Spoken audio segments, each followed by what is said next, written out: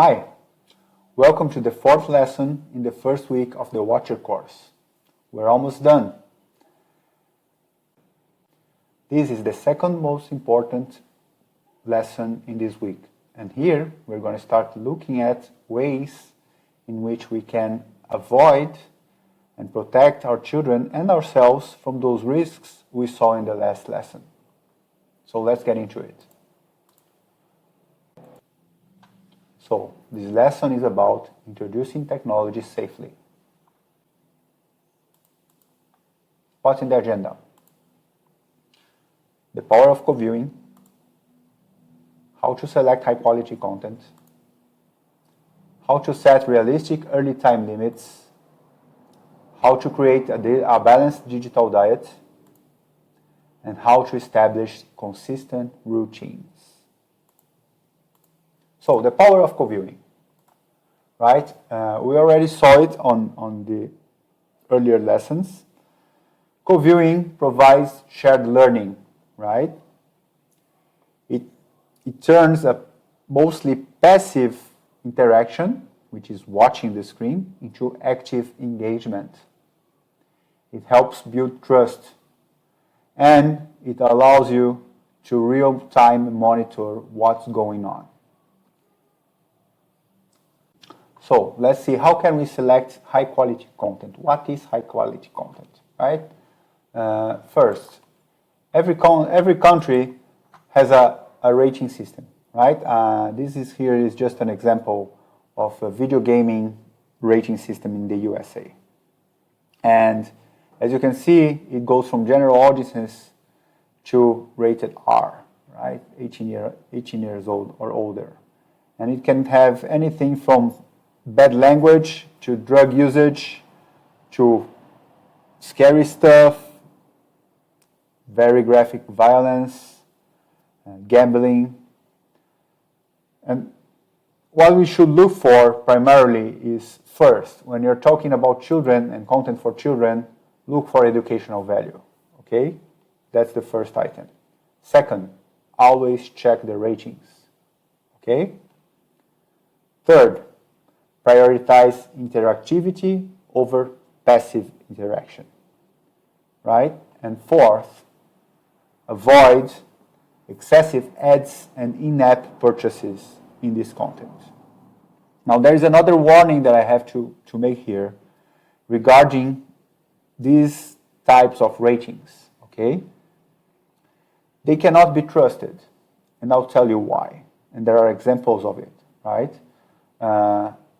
For instance, in the US, movies that received a PG rating, which is a rating that is for general audiences, but requires parental filtering, right? So the parents should decide if their young children can watch it or not. And many parents, when they see it's rated PG, they don't worry about it. Well, Poltergeist was rated PG, right? I am scared of that movie, okay? Who Framed Roger Rabbit?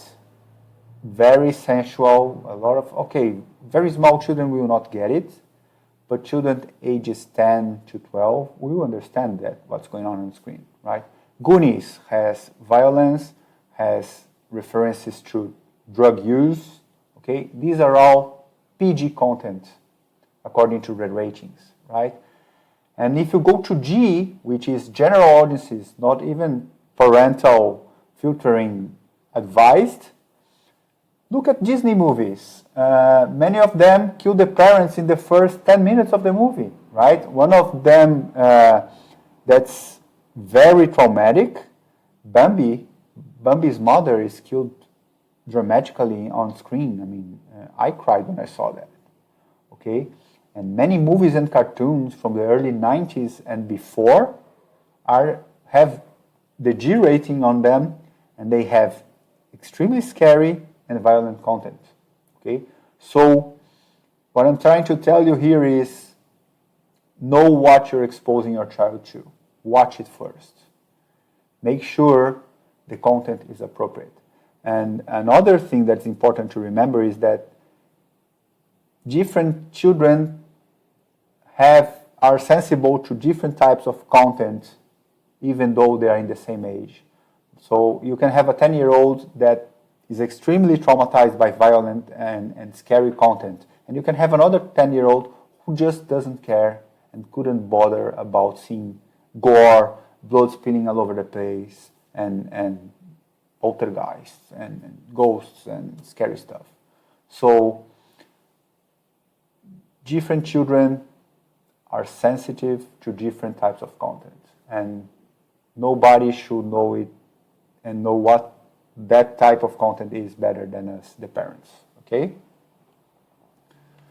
How to set realistic early time limits. So how do you get your child to understand the time is up, right? First, those expert guidelines that we gave you in the second lesson, according to the age. So first, before 2 years old, screen time is a no-no. Only screen time that should be allowed is video chatting, right? From 2 to 5, no more than 1 hour a day. Always supervised, always with co-viewing. If you want to know when to stop co-viewing, well, I still co-view content with my 12-year-olds. Okay, I think until they are in their 14s, 15s at least, it's good to have an orientation, to have guidance. It's good for you to know what they're watching, what they're looking at, to understand what apps you should be allowing them to use or not. Okay?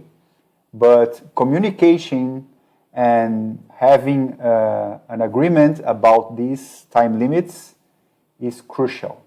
Okay? Something else that's important to be mentioned is that while they are kids, up until this age that I mentioned, 15, 16, and even then, there is no such thing as privacy from the parents.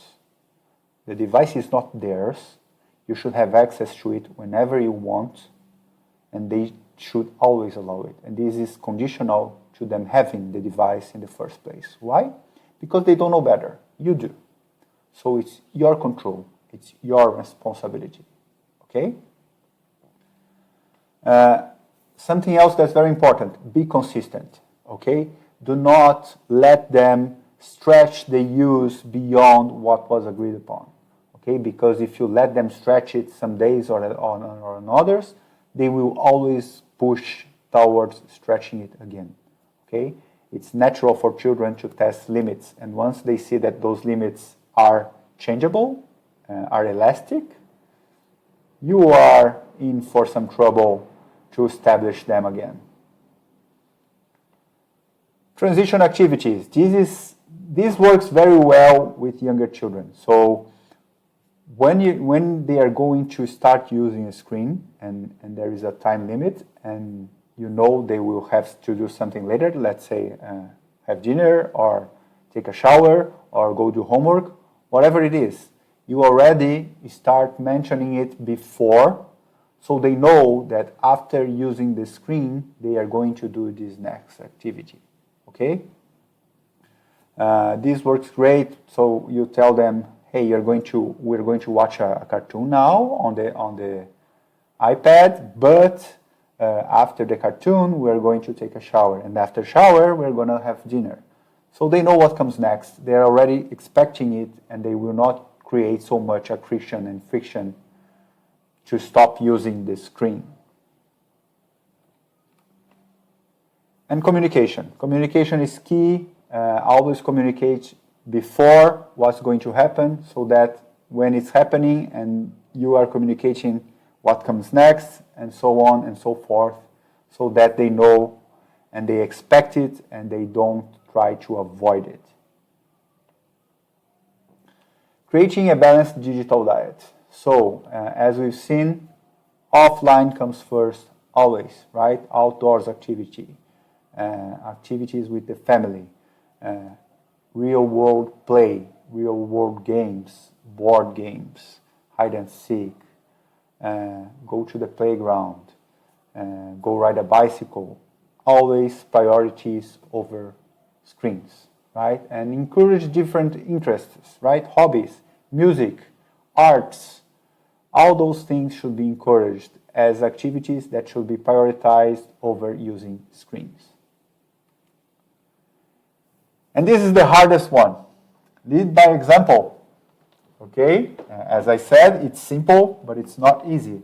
So, what use does it have when you tell your child, go play outside while you're doom scrolling on Instagram, right? While you are binge watching Netflix.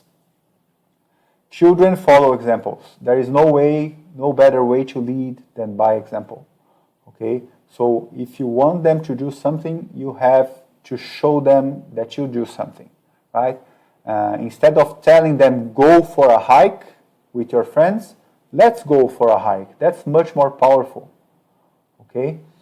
Yes, it includes changing habits, and that's never easy, but it's necessary. And this is the easiest way to have things happen.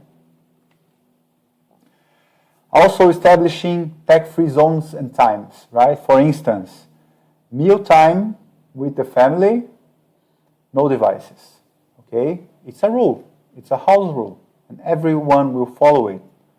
From the 6-year-old to the dad and the mother. Everybody will follow this rule. Nobody will bring a smartphone or a tablet to the table when it's time for a meal. And this already goes into establishing consistent routines, okay? So children need predictable schedules. This makes them feel safe, okay? The younger they are, the more important this is. So establishing a routine and a consistent sequence of activities is the best way to have things run smoothly and without friction, and fighting over what comes next. Having clear rules, write the rules and on post-its or on a board and fix the board to your fridge or to the wall in the living room, but so that you can refer to the rules whenever needed, okay? And they are clear, and make sure children understand them. How do you make sure they understand them? Ask them to explain the rule to you. And positive reinforcement. So when they're following the rules and when they are doing everything right, reward them, okay? Rewards don't need to be gifts. Rewards can be an activity, can be going out for an ice cream, can be going to their favorite place during a not so common day. So if you're like they love going to a specific park and you always go there on a Saturday, take them there at the end of the day on a Wednesday, for instance. Okay. And calm transitions. Okay, calm transitions are a result of good communication and of setting expectations. Okay, what we saw before this slide. So you tell them what we're going to do now, what we're going to do next, and what we're going to do after that. Transitions will be much easier when you start doing that. So, summing up, what we saw here today. First, co-viewing is mandatory, extremely important, and should be done often, right? And there is no age limit for co-viewing. Of course, as they grow older, it will not happen as often as when they are younger, but it should still happen frequently, okay? Second, quality content. Focus on educative content and always filter it according to your child's sensitivities, right? Third, establishing time limits and routines all comes with good communication, right? Tell what's going on, tell what's going to happen next, what's going to happen after that. This helps a lot and makes things much easier on the day-to-day. Balancing real versus digital. Real always comes first. Real comes first, second, and third. Then comes digital. Okay?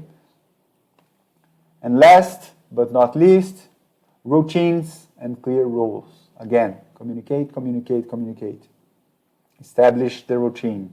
Tell them what we're going to do next. This helps a lot. And establish the rules, explain the rules, and make sure they understand the rules by having them explain the rules to you. Okay? We're done. We're going to review the week next, but we're done. I hope you enjoyed it. If you're watching this on YouTube, don't forget to like and follow our channel. And don't forget to join our community, where we discuss, we share, and we learn together. And I'll see you in the next class.